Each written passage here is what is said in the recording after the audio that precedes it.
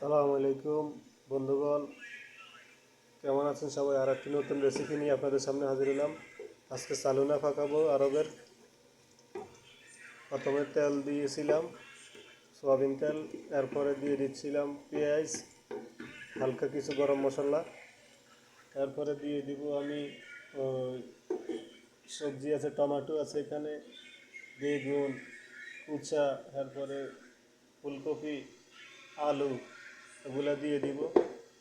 এরপরে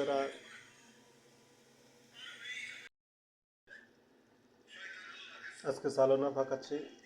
মুরগি দিয়ে দিলাম, টমেটো সস দিয়ে মশলা দিয়ে এখন পানি দিয়ে দিয়েছি। তারপর আমি সবজিগুলো দিয়ে দিব।